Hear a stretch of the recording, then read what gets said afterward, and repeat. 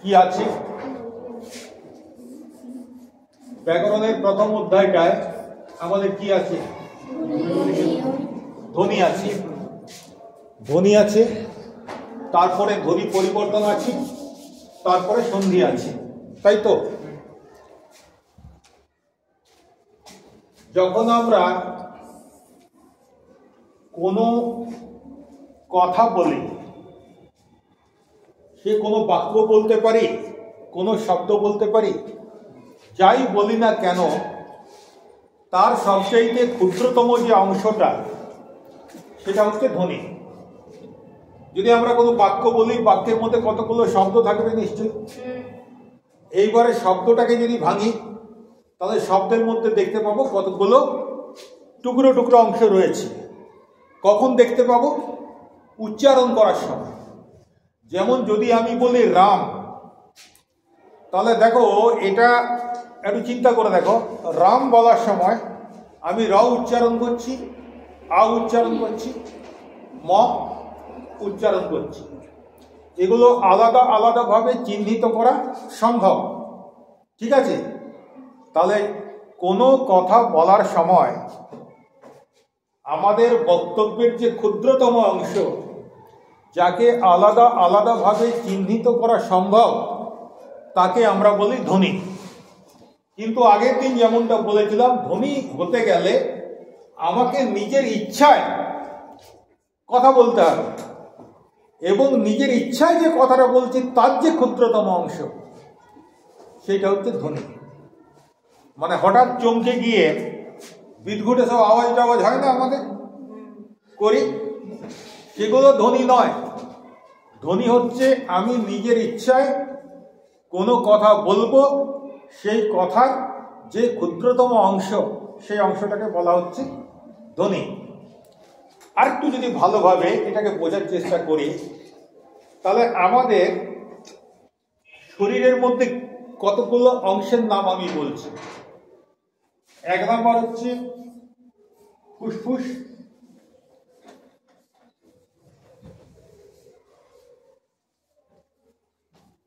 তাই তো?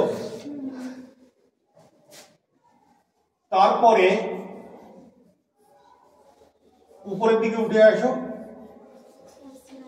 শ্বাসনালী,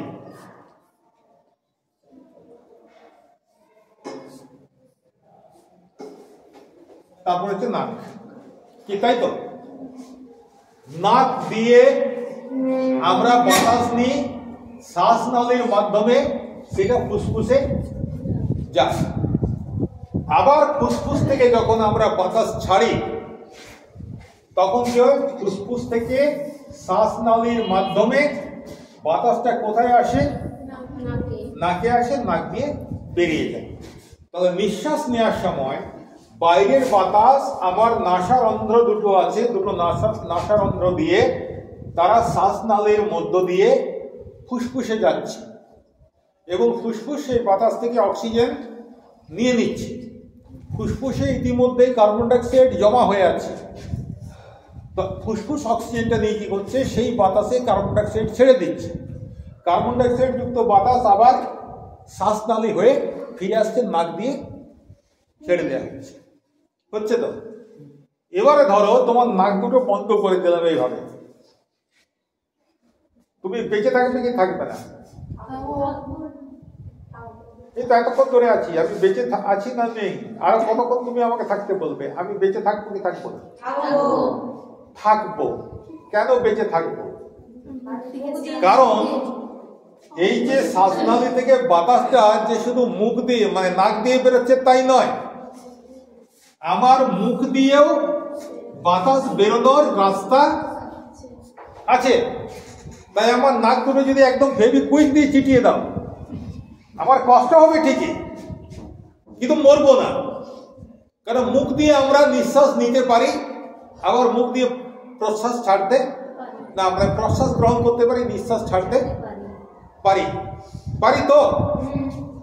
ঠিক আছে, এটা মাথায় রাখবে যে আমাদের শ্বাসবায়ু শুধু যে নাক দিয়ে যায় তা নয়, বিভিন্ন পরিস্থিতিতে মুখ দিয়েও যাওয়া আসা করতে পারে।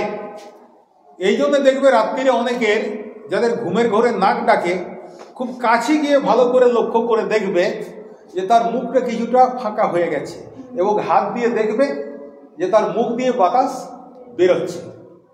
মানে তার কোনো কারণে নাসাপথটা হয়তো শোয়ার ভঙ্গিমার কারণে কিছুটা বন্ধ হয়ে গেছে, ফলে পুরো বাতাসটা নাক দিয়ে বেরোচ্ছে না, মুখ দিয়ে বেরোচ্ছে। যখন বাতাস নাক না দিয়ে বেরিয়ে মুখ দিয়ে বেরোয় তখন আমাদের নাক ডাকে। ঠিক আছে, এবার মুখ দিয়ে যে বাতাসটা বেরোচ্ছে,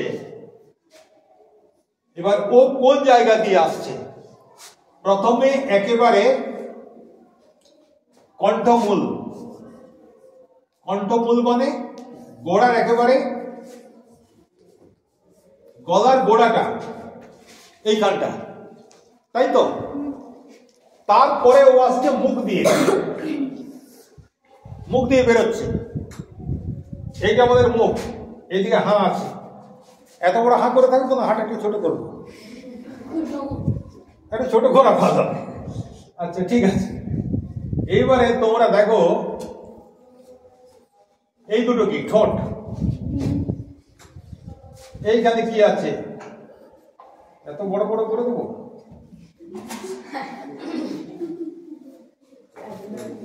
দুরকম হয়ে যাচ্ছে, হয় ডেন্টিস্ট পরে দেখিয়ে নেবো। এগুলো কি? দাঁত। এই যে এই অংশটা, এটা হচ্ছে তালু। এই অংশটা, এটাকে বলা হয় মূর্ধা। ঠিক আছে, এটা হলো তালু আর এইটা হলো মূর্ধা। আচ্ছা, এবারে এইখানে একটা জিনিস আছে, এই জিনিসটা কি? জিভ। এই হচ্ছে আসল লোক। ঠিক আছে, সবসময় মাথায় রাখবে, এই হচ্ছে আসল লোক। আর এই যে এই দুটো উপরে আর নিচে, এই দুটো হচ্ছে ঠোঁট।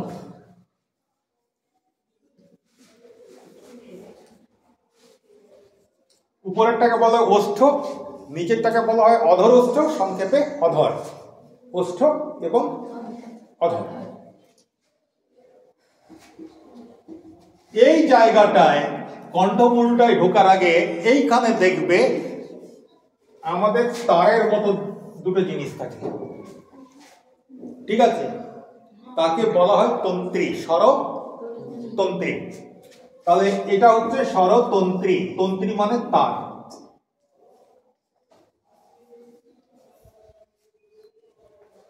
ঠিক আছে, এরপরে বলি, গিটার বাজিয়েছো কেউ? বাজানোর অভিজ্ঞতা আছে? গিটারের আওয়াজ কি করে ওঠে? শুধু তারের মাধ্যমে?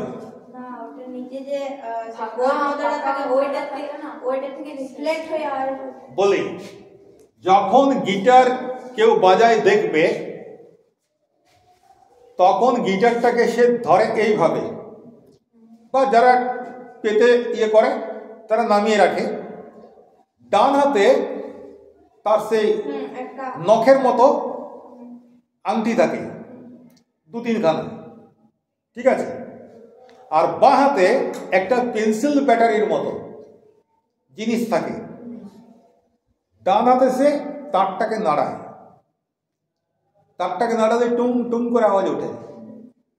এবারে যখন কোনো গান ও গিটারের সাহায্যে বাজায়, তখন দেখবে ও কিন্তু এইটা ঠিক এইভাবে বাজিয়ে যাচ্ছে, আর বাঁ হাতের যে ব্যাটারির মতো যেটা রয়েছে, যেটাকে বলা হয় ওয়েটার, সেটা কখনো এখানটায় দাবছে, কখনো এখানটায় দাবছে, কখনো এখানটায় দাবছে। দেখেছো কি না?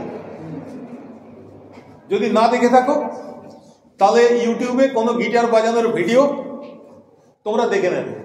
আমি হাওয়াইয়ান গিটারের কথা বলছি। ঠিক আছে, তো তাহলে এইভাবে তারটাকে নড়ানো হয়, আর বিভিন্নভাবে তারের উপরে চাপ দেওয়া হয় ওয়েটার দিয়ে বিভিন্ন জায়গায়। ওই চাপ দেওয়ার ফলে কখনো সা, কখনো রে, কখনো গা, কখনো মা, কখনো পা, কখনো ধা, ইত্যাদি ইত্যাদি হয়। কখনো স্বর নিচে নামে, কখনো উপরে ওঠে। পুরো কাজটা কে করে? এর হচ্ছে তারটা কাঁপবে, আর ওইটা দিয়ে ওটাকেও কন্ট্রোল করবে। ঠিক আছে, এভাবে গিটার বাজানো হয়। আমাদের এটাও একটা গিটার, মুখটা ফুসফুস থেকে শুরু করে একেবারে ঠোঁট পর্যন্ত এটাও একটা গিটার। তো গিটারের তার কোনগুলো? স্বরতন্ত্রী। ফুসফুসের বাতাসটা যখন বাইরে বেরিয়ে আসার সময় আমি যখন কথা বলতে চাই তখন ফুসফুসের বাতাসের সাহায্য নেব। ফুসফুস আমাকে বাতাস সরবরাহ করবে, সেই বাতাসের সাহায্যে গলার শিরাটা ওই যে স্বরতন্ত্রীকে কাঁপানো হবে। তোমরা স্কুলে যখন হারমোনিয়াম বাজাও তখন বেলোটা দাও কেন? এভাবে করে, ওর কারণটা কি? বেলোটা দেখেছো ভালভ দেওয়া আছে, তুমি যত এরকম করবে বাইরে থেকে বাতাস ঢুকবে, কিন্তু ভিতরের বাতাস বাইরে ওই পথ দিয়ে বেরোবে না। তাহলে বাতাস নেওয়া হচ্ছে। বাতাসের কাজটা কি? বাতাস ওই যে হারমোনিয়ামে যেগুলো কাঁপলে পরে আওয়াজ আসে সেগুলোকে কাঁপাবে। বাতাসের কাজ হচ্ছে কাঁপানো। এবং তোমরা বিভিন্ন রিড টেপো। রিড টেপা মানে যেটা কাঁপছে সেটাকে তোমরা দাবছ, তারপরে চাপ দিচ্ছ। চাপ দেওয়ার ফলে এক এক রকম ভাবে চাপ দেওয়ার ফলে এক এক রকমের সুর হারমোনিয়াম থেকে বেরোচ্ছে। ঠিক গিটারটা কেন প্রথম উদাহরণ নিলাম, কারণ গিটারের তারগুলো আমরা দেখতে পাই, আর হারমোনিয়ামে যে জায়গাটা দিয়ে মানে যেটা কম্পনের ফলে সুরটা তৈরি হচ্ছে, আওয়াজ তৈরি হচ্ছে, সেটা তো আমরা বাইরে থেকে দেখতে পাই না, পাই কি? কিন্তু দুটোর কার্যপদ্ধতি একই, এবং সেই কার্যপদ্ধতি আমাদের যে স্বর উচ্চারণ করি, মানে কণ্ঠস্বর আমাদের ধ্বনি উচ্চারণ করি, তার সঙ্গে হুবহু এক। হারমোনিয়ামের বেলো দিয়ে যেমন বাতাস নেওয়া হয়, ঠিক সেইরকম ভাবে ফুসফুস থেকে আমরা বাতাস নিচ্ছি। বাতাস নেওয়ার পর সে যখন স্বরতন্ত্রীটাকে কাঁপাচ্ছে তখন একটা আওয়াজ উঠছে। এইবার যখন সে আওয়াজটা উঠছে আমরা কি করছি? আমাদের এই জিভ যেটা করছে সে কখনো এইখানটায় ব্লক করে দিচ্ছে একটু হালকা করে। তখন ক খ গ ঘ ঙ এই শব্দগুলো উচ্চারণ হচ্ছে। অ আ উচ্চারণ করার সময়ও একই ঘটনা ঘটে। অ আ ক খ গ ঘ ঙ। আরো কিছু আছে, সেগুলো পরে বলছি। ওই বাতাসটা বেরোনোর পথে জিভ যখন একটু উঠে গিয়ে তালুটাকে স্পর্শ করছে, তখন আমাদের উচ্চারণ হচ্ছে চ ছ জ ঝ ইয়। তোমরা উচ্চারণ করে নাও একবার। প্রথমে বলো তো ক খ গ ঘ ঙ। আচ্ছা, নাসিক্য ব্যঞ্জনটা বাদ দিলাম। ক খ গ ঘ উচ্চারণ করো। ক খ গ ঘ। লক্ষ্য করে দেখো অনুভূতিটা কোথায় হচ্ছে, কোন জায়গাটায় হচ্ছে তোমাদের উচ্চারণ করার সময় অনুভূতিটা। ক খ গ ঘ কোথায় হচ্ছে? একদম গলায় হচ্ছে, এই গানটা। ঠিক আছে, এবার তোমরা উচ্চারণ করো চ ছ জ ঝ। এইখানে জিভের যে সামনের দিকটা সে কিছু কাজ করছে মনে হচ্ছে। সে কি কাজ করছে? চ ছ জ ঝ। সে তালুটাকে নিজেকে ঠেকিয়ে দিচ্ছে। ঠিক আছে, বাতাসটা বেরোতে বাধা দিচ্ছে কিভাবে? জিভটা তালুর উপরে মানে তালুর গায়ে লেগে যাচ্ছে। তখন আমাদের চ ছ জ ঝ এগুলো উচ্চারণ করছে। এবারে জিভ মাঝে মাঝে কায়দা করে হালকা একটু ডিগবাজি দেয়। ঠিক আছে, ও তালু পর্যন্ত নাগাল পাচ্ছে, কিন্তু এত দূর নাগাল পায় না। তখন কি করে? জিভটা একটু উল্টে দেয়, উল্টে দিয়ে। ঠিক আছে, ট ঠ ড ঢ ট ঠ ড ঢ। তবে ট ঠ ড ঢ গুলো কখন উৎপন্ন হয়? যখন জিভ এই এটাকে উল্টে দিয়ে মূর্ধাটাকে আটকানোর চেষ্টা করে। ঠিক আছে, এতটা করে করে হায়রান হয়ে লাগবে, রেস্ট নিতে হবে। হ্যাঁ, জিভ আর বেশি উপরে উঠবে না। জীব বলছে অত উঠতে পারবো না, আমি কম উঠবো, তাতে তোরা যা উচ্চারণ করবি কর। তখন উচ্চারণ হচ্ছে ত থ দ ধ, ত থ দ ধ। জীবটা কোথায় ঠেকছে? দাঁতে ঠেকছে, খুব বেশি উঠতে হচ্ছে না। তাহলে যখন দাঁতে ঠেকছে তখন আমরা উচ্চারণ করছি ত থ দ ধ। জীব এতগুলো কাজ করে এবার রেগে গেছে, বলে আর পারবো না, কিন্তু আমরা উচ্চারণ করবোই। জীবকে বললাম ঠিক আছে তুই পারবি না, তুই রেস্ট নে, কিন্তু উচ্চারণ আমরা করবোই। আমরা উচ্চারণ করছি প ফ ব ভ। জীবের দরকার হচ্ছে? জীবকে এখন বিশ্রাম দিয়ে দিলাম। যখন আমরা এই প ফ ব ভ উচ্চারণ তখন কি উপরের ঠোঁট নিচের ঠোঁটকে স্পর্শ করছে। কি বোঝা গেল?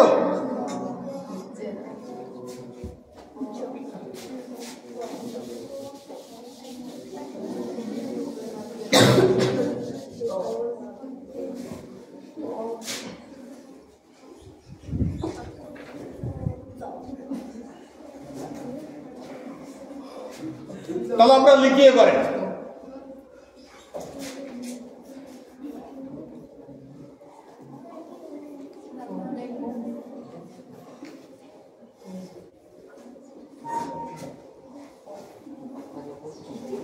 কি লিখলাম?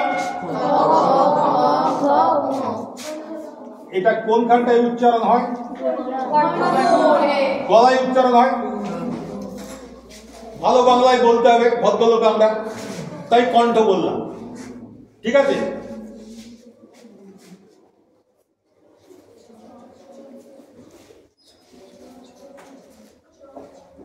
চ ছ জ ঝ ঞ।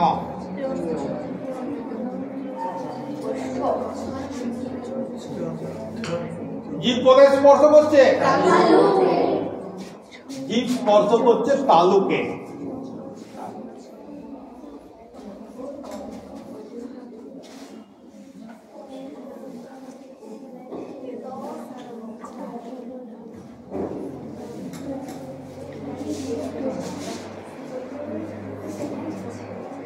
ট ঠ ড ঢ ন, ট ঠ ড ঢ ন। জীব কি করছে? ডিগবাজি দিচ্ছে কিনা? কোথায় ঠেকছে? এই যে এইখানটা, এর নাম হচ্ছে মূর্ধা।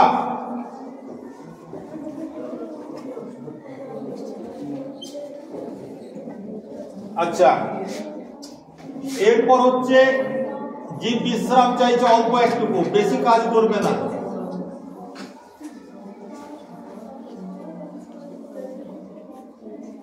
ত থ দ ধ ন,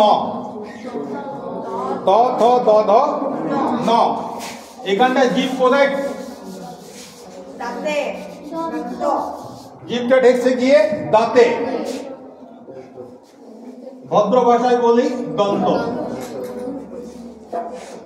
আচ্ছা, এরপর হচ্ছে প ফ ব ভ ম।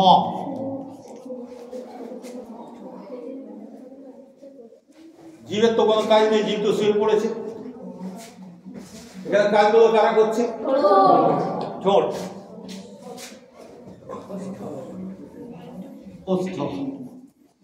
তাহলে যে কাজ করে তার নামেই বর্ণগুলোর নাম দিয়ে দিচ্ছে। কণ্ঠ কাজ করে, তাই এই বর্ণের নাম হচ্ছে কণ্ঠীয় বর্ণ। ক মূর্ধন্য ঠয়ে জফলা, অথবা কণ্ঠবর্ণ বলতে পারো, দুটোই আমি বইতে দেখেছি। তালু কাজ করছে, তার জন্য এই বর্ণের নাম হচ্ছে তালব্য বর্ণ। মূর্ধা কাজ করছে, এই জন্য এই বর্ণগুলোর নাম হচ্ছে মূর্ধন্য বর্ণ। এটা দন্ত নয়, যখন হবে, হ্যাঁ, মূর্ধন্য বর্ণ। দাঁত কাজ করছে, এই জন্য এটার নাম হচ্ছে দন্তীয় বর্ণ। দন্তীয় বর্ণ বা দন্ত বর্ণ বলতে পারো। আর আমি আগে এইটা ভুল লিখে দিয়েছি। ওষ্ঠ, ঠোঁট হচ্ছে ওষ্ঠ, ওষ্ঠ বর্ণ বলতে পারো, অথবা ওষ্ঠ্য, ওষ্ঠ বর্ণ। তাহলে এই যে 25টা বর্ণ, একে আমরা 5টা শ্রেণীতে ভাগ করতে পারলাম কিনা? যারা কণ্ঠে উচ্চারিত হয় কণ্ঠবর্ণ, যারা জিভটা তালুতে ঠেকলে উচ্চারিত হয় তারা তালব্য বর্ণ, জিভটা মূর্ধায় ঠেকলে যাদের উচ্চারণ সম্ভব হয় তারা হচ্ছে মূর্ধন্য বর্ণ, জিভটা দাঁতে ঠেকলে যারা উচ্চারিত হয় তারা হচ্ছে দন্ত বর্ণ, আর দুটো ঠোঁটে পরস্পরকে স্পর্শ করে যে বর্ণগুলোর উচ্চারণ হয় তাকে বলা হয় ওষ্ঠ বর্ণ। তাহলে মোট আমরা 25টি বর্ণ পাচ্ছি এখানে।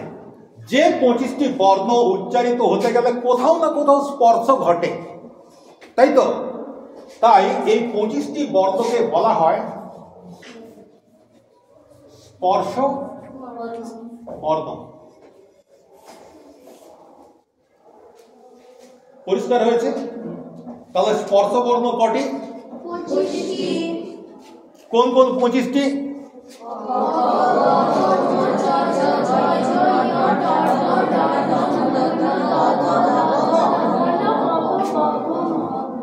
আচ্ছা, দুটো জায়গায় একটু গন্ডগোল হচ্ছে। এটা মূর্ধন্য বলো না, এটার নাম হচ্ছে মূর্ধন্য, কিন্তু উচ্চারণটা বলবে, শুধু নাম বলার দরকার নেই। ন, এটা ন বলবে, দন্ত ন বলার দরকার নেই। আর এটা জ বলবে, বর্গীয় জ বলার দরকার নেই। আমরা নাম বলবো না, আমরা শুধু তাদের উচ্চারণগুলো করব। ঠিক আছে? ক খ গ ঘ ঙ চ ছ জ ঝ ঞ ট ঠ ড ঢ ণ ত থ দ ধ ত প প প ফ ম। তার মানে ক থেকে ম পর্যন্ত মোট 25টি বর্ণকে বলা হয় স্পর্শ বর্ণ। এটা ভুল হবে? আর মনে থাকবে তো? পরে আমি আবার এটা লিখব।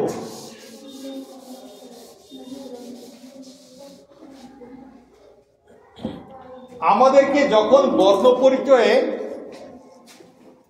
অক্ষর পরিচয় করানো হয়েছিল, দেখো বইটা মনে আছে কিনা।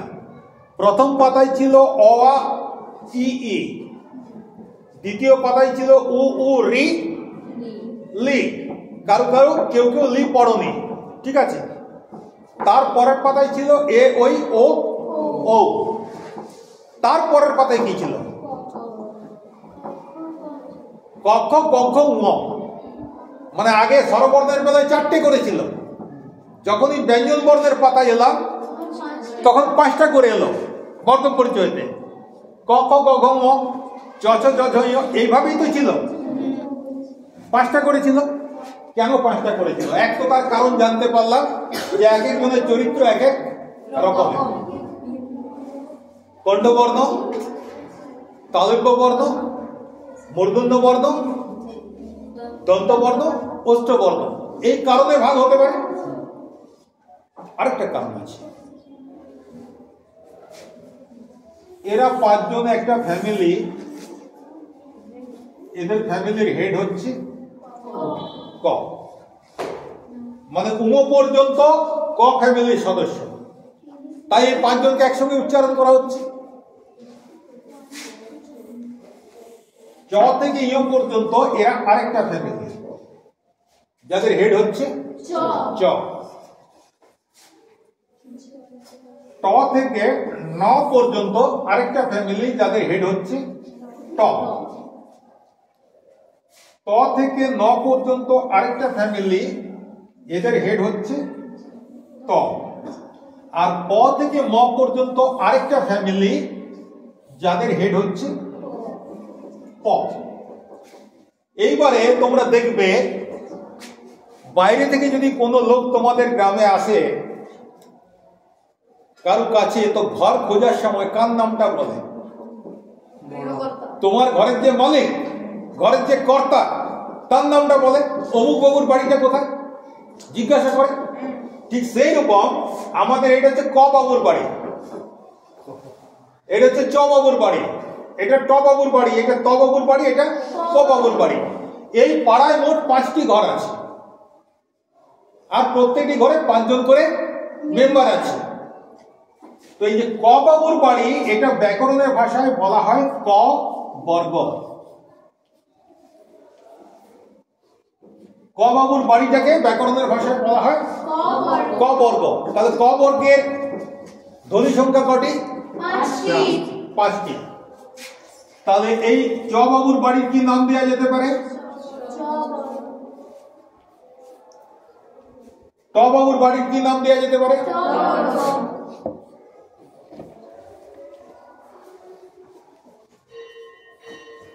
ত বাবুর বাড়ির কি নাম দেওয়া যেতে পারে?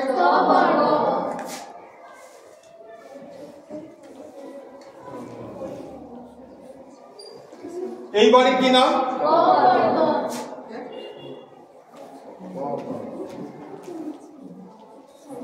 তাহলে দেখো এই 25টা বর্ণ কোনো না কোনো ভাবে একটা না একটা বর্গে আছে। 25টা বর্ণের মধ্যে এমন কেউ নেই যে কোনো বর্গে নেই, তাই তো? হয় ক বর্গে আছে, নাহলে চ বর্গে আছে, নাহলে ট বর্গে আছে, নাহলে ত বর্গে আছে, নাহলে প বর্গে আছে। যেহেতু বর্গে থাকে এরা, তাই এদের আরেকটা নাম হচ্ছে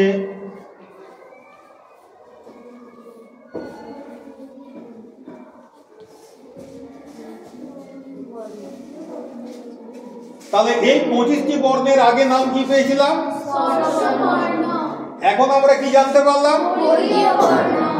কেন বর্গীয় বর্ণ?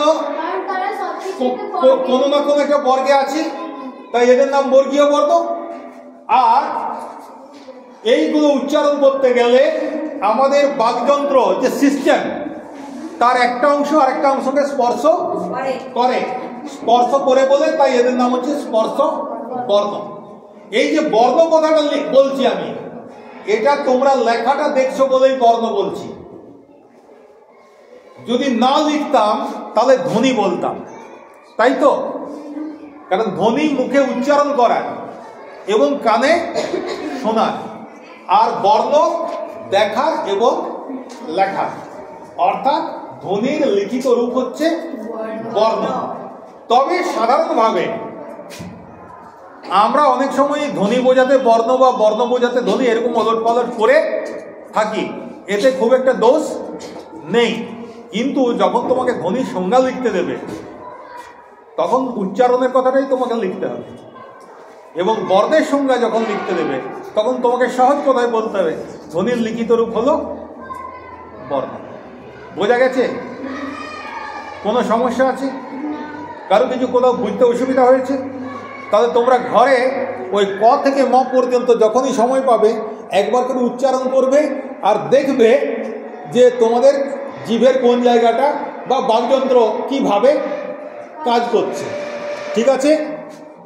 তাহলে এই পর্যন্তই।